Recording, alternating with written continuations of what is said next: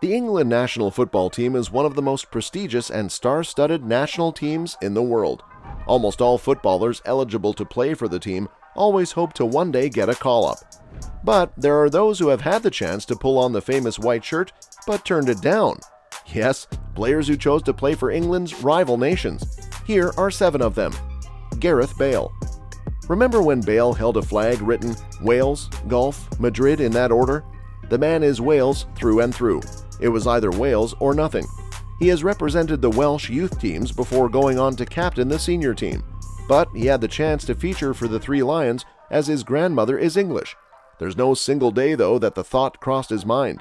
In fact, he once threatened to fire his agent when he suggested that he could play for England.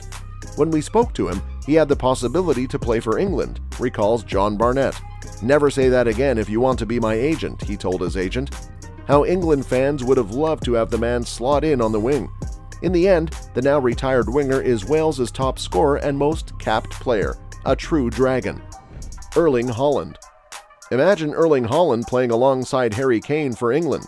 It would have been a dream team attack for the Three Lions. This, however, would have been a reality as the Manchester City goal machine was eligible to play for England.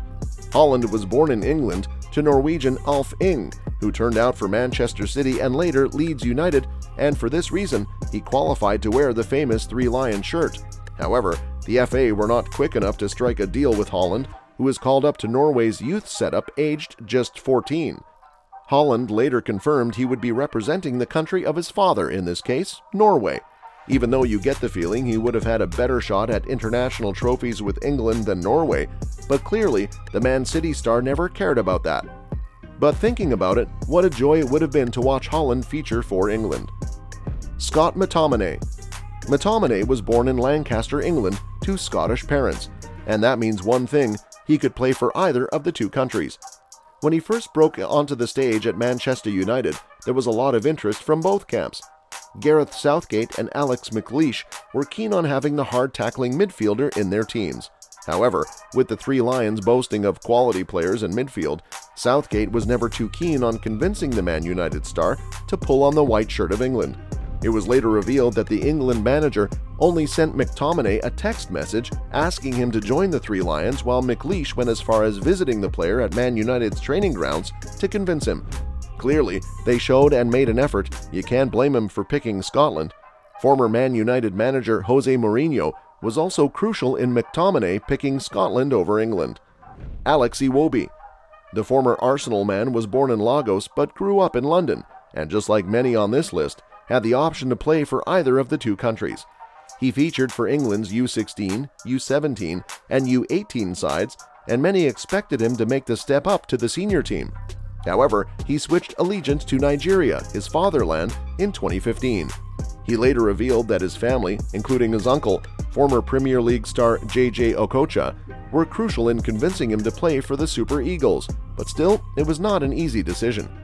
It wasn't easy for me picking Nigeria over England, given the fact that I was born and brought up in England, given the good care and treatment I got.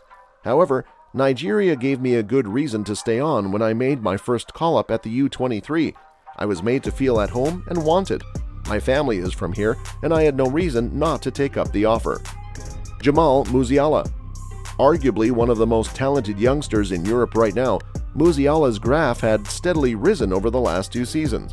He broke onto the scene aged just 17 at Bayern Munich, and it attracted a number of national teams, who all wanted him to pledge his allegiance to them. And by multiple, we mean the full meaning of the word. He was eligible to play for England, Germany, Nigeria, and Poland. The youngster's mother is Polish, while his father is British-Nigerian, but he was born in Germany. Musiala, though, chose to play for his country of birth in 2021, stating reasons why. I've thought about this question a lot. What is best for my future? Where do I have more chances to play? In the end, I just listened to the feeling that over a long period of time kept telling me that it was the right decision to play for Germany, the land I was born in. Victor Moses. Moses was born in the northern part of Nigeria, but left the country for England at a tender age. The former Chelsea and Wigan star grew up in England and eventually represented the Young Lions of England in various tournaments, including the 2007 U17 European Championships. He had the option of featuring for the Three Lions, but chose to play for the Super Eagles of Nigeria, further revealing former coach Samson Siasia played a pivotal role in convincing him. There are several reasons. The then coach of the Nigeria national team was very persistent, flew to London several times to convince me and said, "Come on, Vic, Nigeria is your home country. We have a great team. We haven't won the African Cup for so long, we need you." Wilfried Zaha. Zaha was born in Ivory Coast, but moved to England when he was 4 years old. This made him eligible to play for either Ivory Coast or England.